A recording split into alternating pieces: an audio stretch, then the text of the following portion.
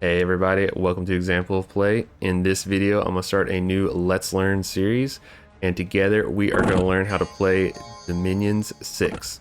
So the Dominions series is a series of strategy games that have been around forever. I've always been interested in learning how to play the game, but probably like a lot of players out there, a little daunted by the level of complexity in the game, the level of options and choices that can be kind of overwhelming to even start playing, because while the graphics are really simple, this game is insanely detailed in terms of lore, in different factions you can play as, the magic system. There's just a lot to learn about this game. So my goal with this series of videos is to not exhaustively explain everything about the game, because that would just probably be boring, it would take forever, and frankly I don't know enough to give you all that information. My goal with this video series is going to be to get you into the game, get you playing and learning all the basic systems and some of the general strategies, and then let you go from there in the least amount of time possible to cover that. So with that in mind, let's exit this battle and get started creating the game.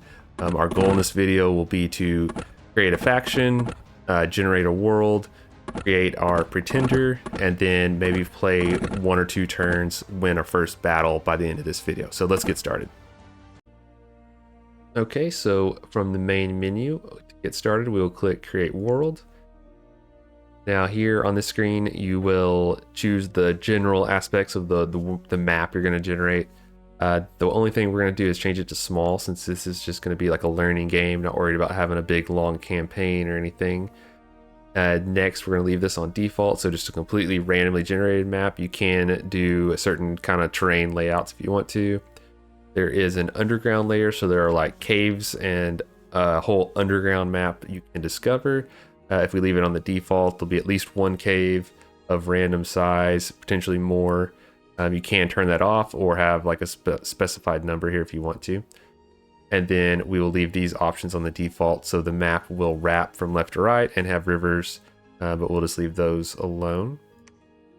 And then we will name the game.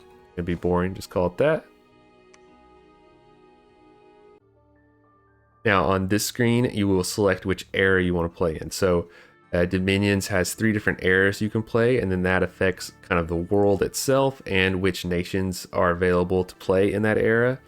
The early ages are going to be more primitive in terms of the technology available, but your magic is going to be really powerful. You're going to have lots of mages and lots of magical resources available to them.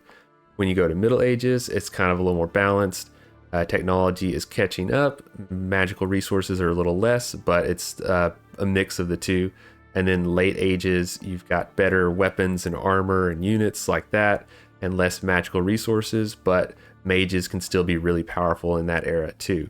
It's just kind of what sounds best to you. For our game, since we're going to be doing this as like a learning game, we'll pick the middle, the balanced choice to get a bit of everything. So we'll just leave it on Middle Ages and click OK, which then brings us to this screen where you pick how many players are in the game. So I should point out that Dominions can be played online against other humans, and a lot of people say, you know, that's the way to get the full experience of the game, but we're just learning here, so we're just going to worry about playing against the AI. We're just going to leave it on normal AI and the default number of other nations.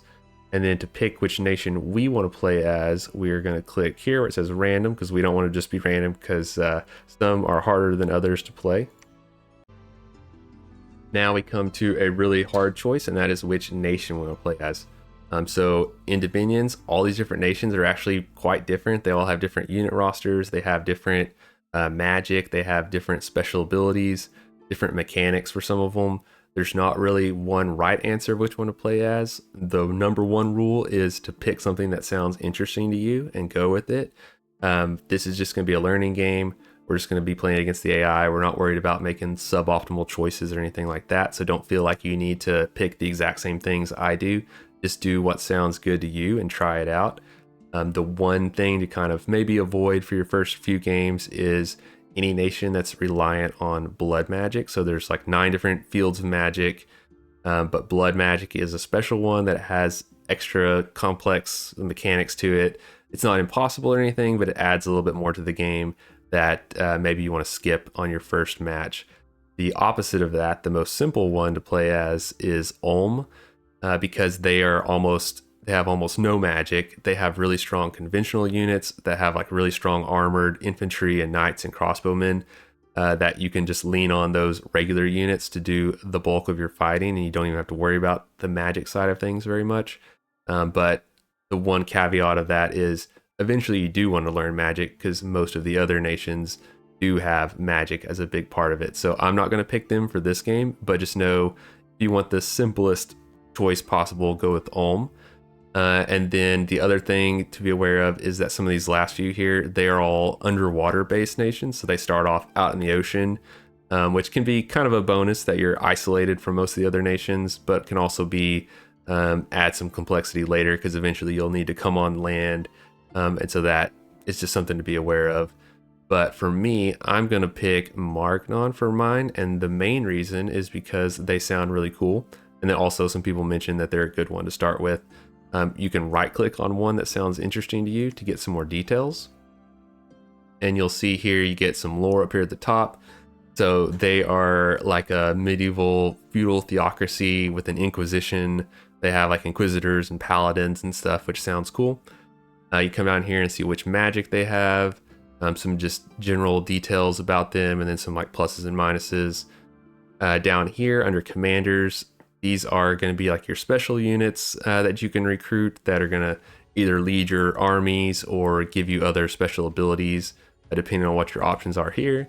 And then units, these are like your standard units, so your infantry and crossbowmen and stuff that are going to make up the bulk of your force. And as you go kind of from left to right, you're going to get the more powerful special units on the right.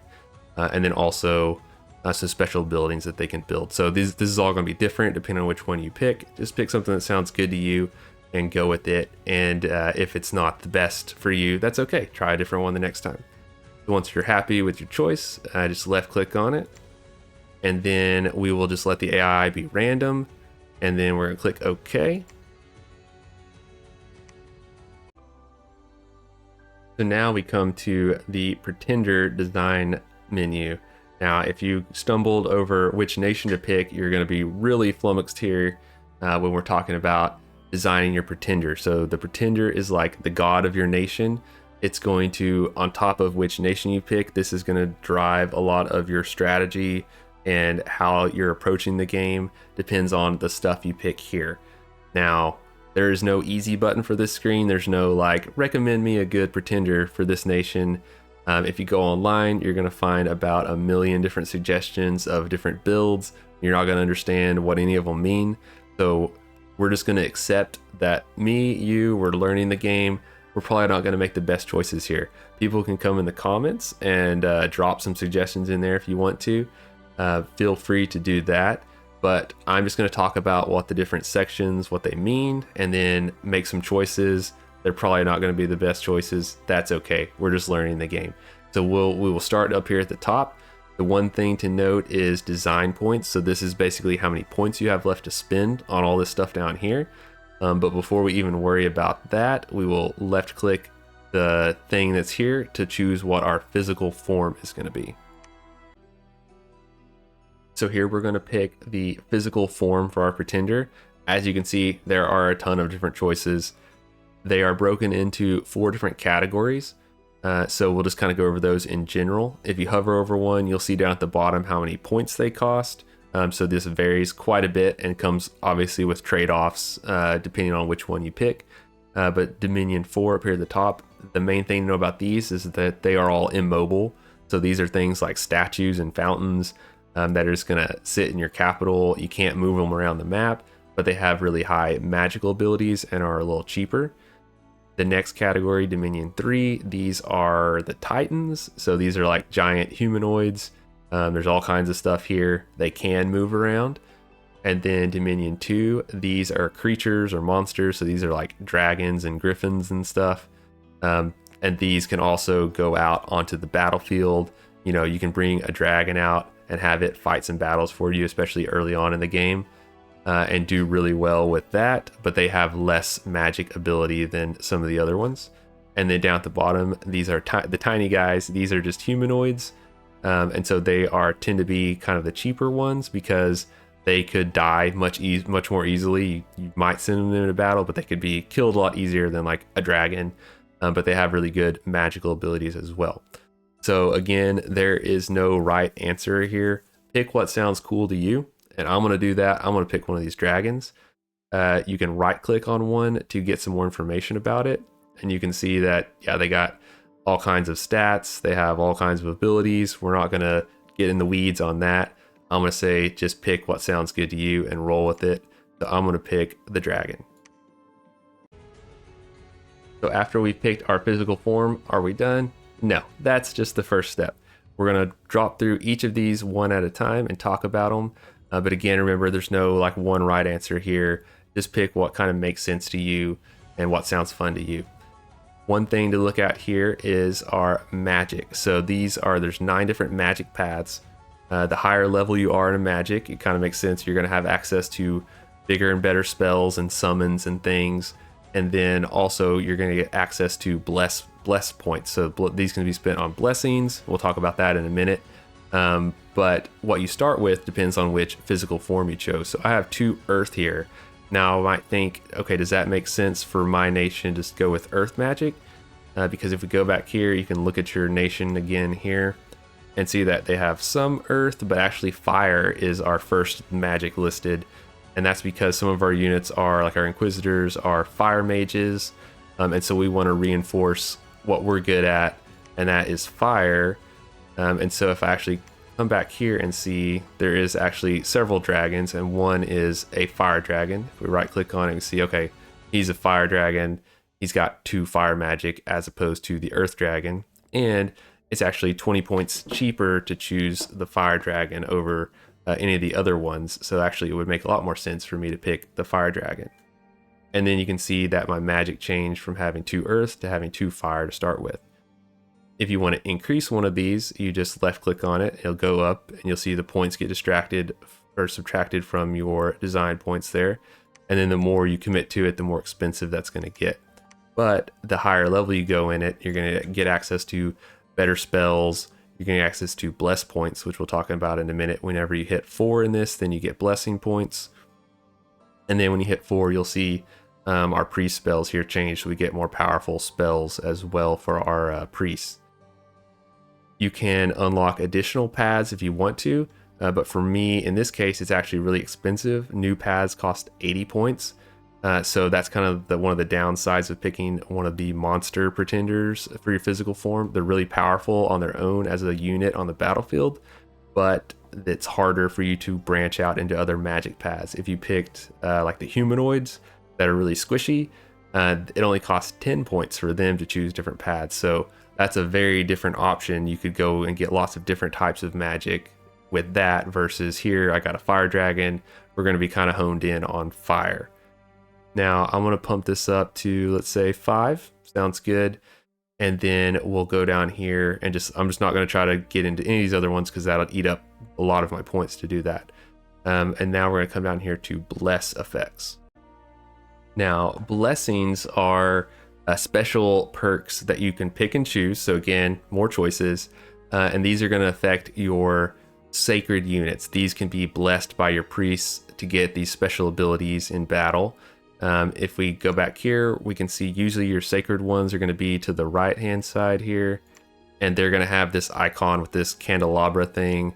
That makes them sacred. Basically means that they can be blessed and get these special abilities. So if you're going to go in on these blessings, just be aware these are the units that are going to benefit from that. And then you don't have to go in on this if you don't want to. It just depends on what your strategy is. But since we put points into fire, we have 7 bless points, and part of that is because I get +3 for my nation. And so I have 7 bless points to spend. So if we click here, we can see these are our options. The more expensive ones are going to be more powerful, but the cheaper ones might be a better choice because you can get more of them. If we were to say add air and water up here, now that eats up all of our points if we did do that, so we won't do that. But just to show you, it gives you access to whole other sets of blessings. But we don't have enough in those to actually pick any of those. We'll take those back, and then we're just going to focus on our fire ones. So just pick what makes sense to you. Again, there's no right answer. but I was going to try to pick where I have to use up all my points is going to be my main concern here. And then you can even double up on, so we can choose, we had 2 points left, so I can go double up on attack skill, and then that uses up all my blessed points there. So just pick what makes sense to you. There's all kinds of options again. And then, but that's what that does. That's going to be for your sacred units. They're going to be some of your most powerful units. You can bless them and give them these bonuses in battle. Next, we have the Dominion box here. So these are all do different things. So we'll just talk about them one by one. But basically, these are like modifiers that affect the regions where your god, your pretender, has influence. And then they're going to add, subtract different things that we'll see as we go. The first one here, this little candle, is actually different from the rest. This is your Dominion score. The higher this is, the better, because it's going to be how influential your pretender is, how quickly your Dominion spreads, how many people are worshiping your god, and then also it affects the cap on how many sacred units that you can get per turn, how fast you can recruit sacred units. So the recommendation is 5 to 7. Since we went with the dragon, one of the downsides of the monster forms are that this starts a little lower, so we're going to invest some of our points to get that up to 5 because that's what's recommended. We'll just go with that. The next one is order versus turmoil. So the higher this goes, you're going to get more money and recruitment points. If you right click to make it go down, you're going to get negative modifiers for those things, but you get some design points back. But we're not going to do that. We're going to bump it up 1 to get some bonuses there. So you can see we get some more income, some more recruitment points, and some other things. The next one is productivity and sloth. So if, again, you right click on it, you're going to make your nation less productive, but you get more design points back.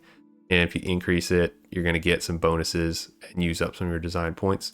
We'll leave that. We'll bump that up 1 just to get a little bit more passive bonuses.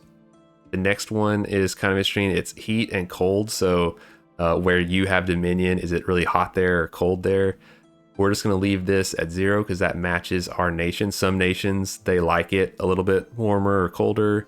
And then if you go off what your default is, you're going to get points back again, but you're going to get some negative modifiers. So we're just going to leave that at 0.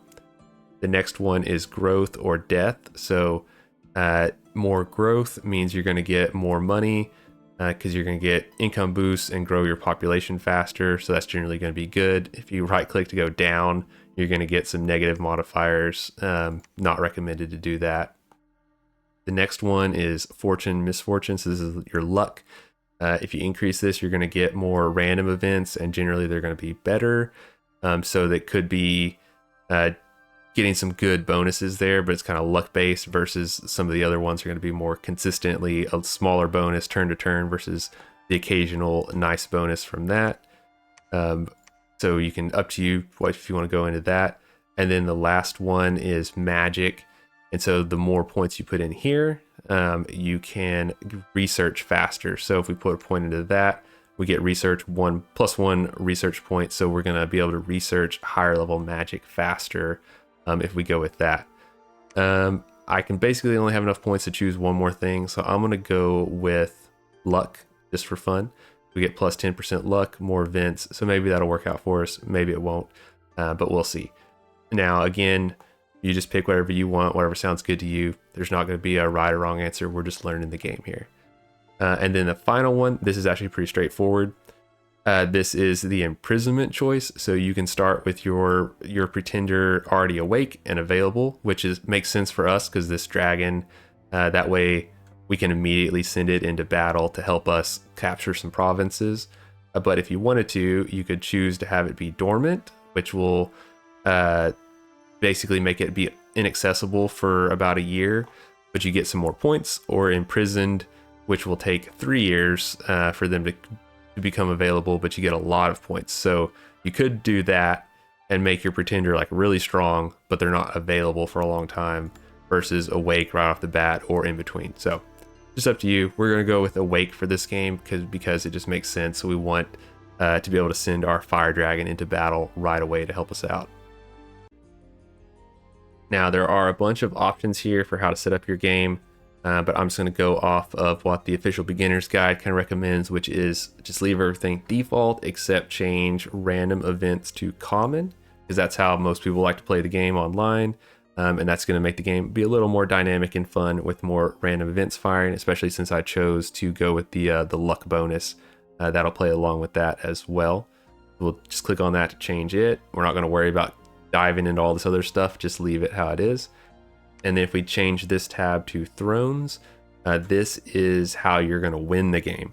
So you can play Conquer All, but the default, the normal setting is to play on Thrones of Ascension, where you need to conquer these thrones and get points to win. The default has it where for this game, it's got you need 6 points, and there's 6 level 1 thrones. So the level 1, 2, 3 is how many points they're worth.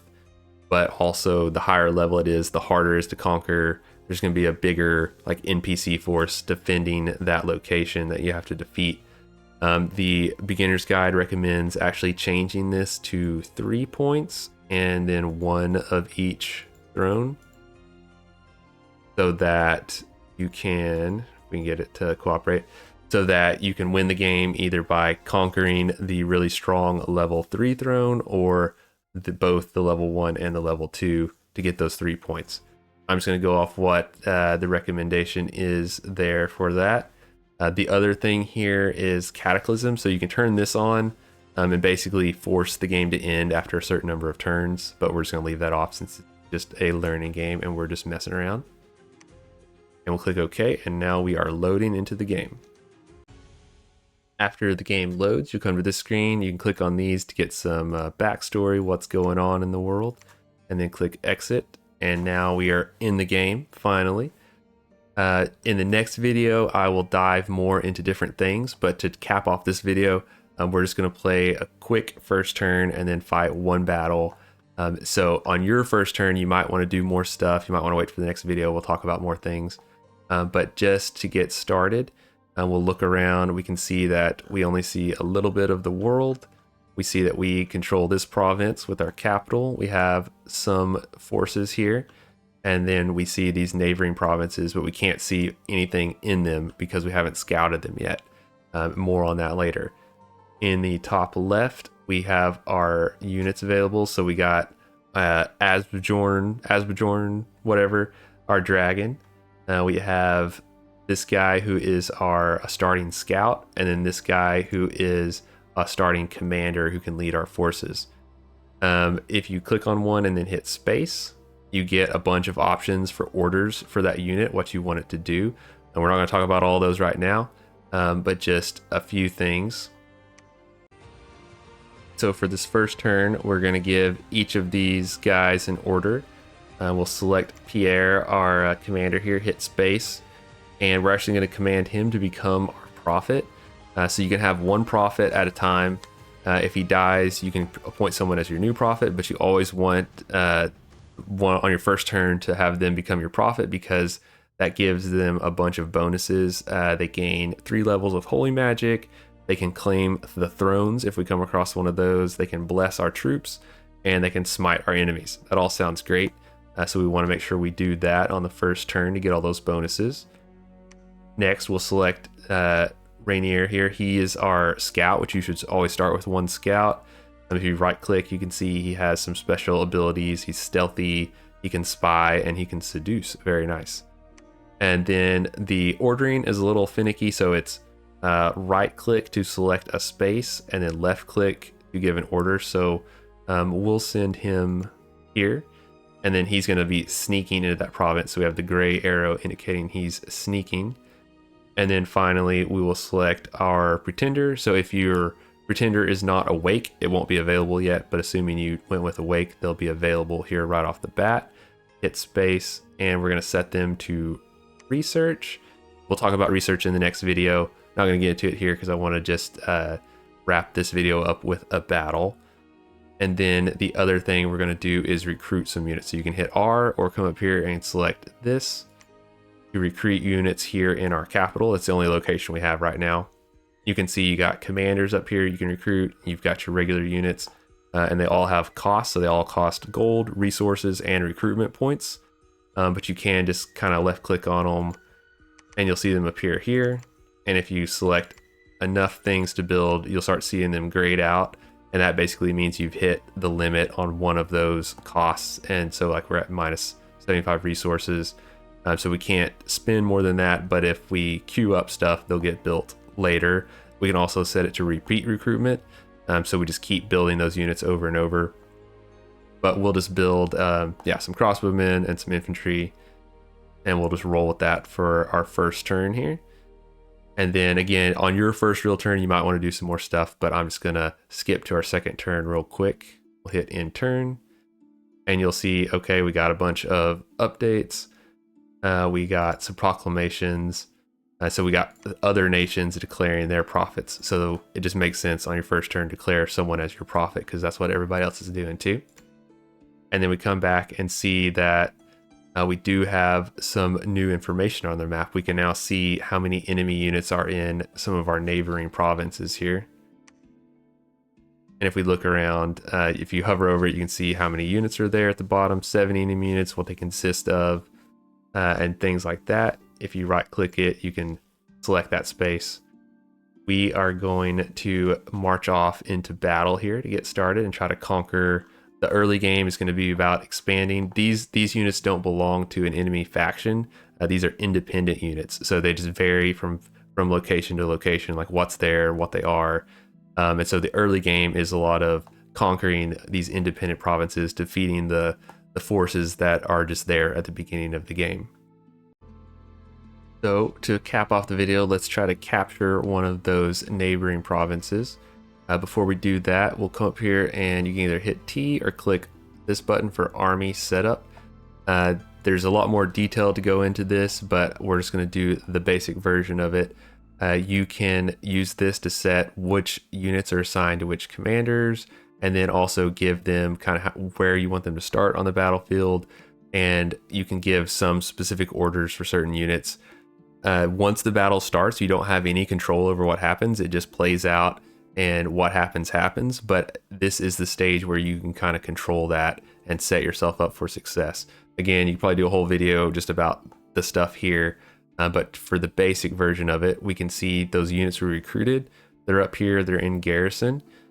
Pierre, our commander, he does have a nice little starting force, and then we have our pretender, the dragon, as their own separate unit there. You can click on these and then hold down shift to kind of select like all of those.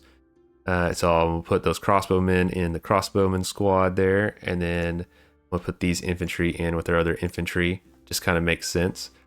You can then click the green boxes. This lets you choose where these units start on the battlefield. So if you can left click on one and then right click to move them around. We'll have our commander start in the back. We're going to use our dragon just to get in the fight. And so we'll have them start out here kind of on the flank, and then just kind of makes sense, have our infantry in front of our crossbows there.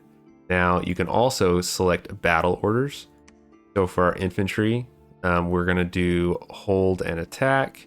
So they're going to hold for a minute for 2 turns before advancing. And then for our crossbow, we're going to set them to hold and fire. So they're going to hold position for a couple turns, and then they'll start shooting. And that's going to give us some time for our commander to cast some spells. So you can control some specific actions for the first few turns.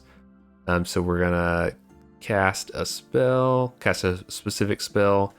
Have them do blessing. Since we made them our prophet, they have access to these holy spells. So have them do blessing, and then we can have them do. They'll have different things depending on what they have, but I believe we'll do it. This one, this ashes to ashes is going to be their basic combat spell, so we'll do that. And then have them do that a few times. And then you can, after that, have them just cast a spell, so they'll just keep doing spells. Something like that. That's going to give them, you can select their first 5 actions that way of what your commander is going to do. But the main thing is we want them to bless our troops first to get some bonuses. And then for our dragon, We have some different options, but we'll just set them to attack. So if you have like a pretender like a dragon, then they are gonna have they're gonna be strong enough that they could maybe fight some of these battles on their own, but we'll send them in with our troops too. So after you do that, you kind of set it up, and then we select them, left click, and then you left click to send them into a province. So looking around, there's actually none of these are weaker than any of the other ones. Like that one's got 130 enemy units there, so we're not going to attack them. If there's one that has just like 20 or 30, take that one out first because that'll be easy. But we're going to go this way just because it's the edge of the map there. It makes sense to me to go get that province, because then on the next after that we could go over here to try to get this farm area, because that's going to give us some additional resources if we do that. So left click, you'll see the red arrow instead of the gray arrow, and then the same for our pretender. So they're going to go into combat, and then we will end the turn, and then we'll get a report of a battle. Now like I said, the battle happens, you don't have any control over it, but we want to watch it, because that's the fun part. So let's zoom in and see how our battle went. We can see our forces are arrayed the way that we set them up. We can see that our guys aren't moving yet. Our dragon's flying because it can fly. It's taken off to go attack the enemy. And yeah, breathing fire on them. It could maybe win this whole battle by itself anyway. And then now our infantry are advancing, our archers are firing, commander's casting spells. And there's a whole lot going on. So now we can see, the enemy archers, their morale's broken, they're running away. So the combat it's not just units doing damage to each other. There's like all kinds of stuff going on. But as you get deeper in the game, you will learn about all that stuff, but we're not worried about it right now. Now we can see they're kind of ganging up on our dragon, but it's doing fine. You can right click on a unit during the battle to see like how many hit points they have left and stuff like that if you want to. And then that fire breath looking pretty good. And then now all the enemies are running away. And so we won the battle pretty effectively. And so even though the graphics are really simple, it's still fun to see, because having the trade-off of having really simple graphics is that you can have tons and tons of different types of units and spells and all kinds of stuff. And they get pretty creative with having it like, the dragon can take off and fly and come down and breathe fire. So it's actually, it's still pretty entertaining to me. And then of course the battles can get bigger and bigger as the game goes on, because they're just little sprites. So you can eventually have tons and tons of them running around on the map fighting battles. And then the battle play out. You can hit, it'll come back here, or you can hit menu to exit out early. And then if you just want the report, you can click here and see, all right, how did we do? How many losses were there? So we took one loss in that whole battle and took out about half the enemy force. And then you can even watch the battle again if you want to. So we did that, and then we exit, and we see that, yes, now we have moved up and taken control of that province. And then we can see there are plenty of enemies out there to fight. So we'll want to keep recruiting. And in the next video, we'll look at some more topics. Again, your first few turns, you'll want to accomplish a little bit more than I did here. But for the purposes of this video, I just wanted to get a little action in here at the end before we close it out. So thanks for watching. Over the next few videos, I'm going to just talk about the different parts of the game, kind of just take it one chunk at a time and try not to be overwhelming you with tons of detail. This is just a learning game. This isn't optimal play or anything. My purpose in these videos is just to talk about the different parts of the game so you understand it, so then you can play the game. And don't come here for like expert level strategy. This is more just how do I play this game, because it's really cool, got so much stuff going on, and once you get into it, it's a really deep, rich experience. But getting over that initial hurdle of just getting into the game and playing it can be pretty challenging, even for experienced strategy game players. So make sure you hit subscribe, like the video, and we'll see you next time. Bye.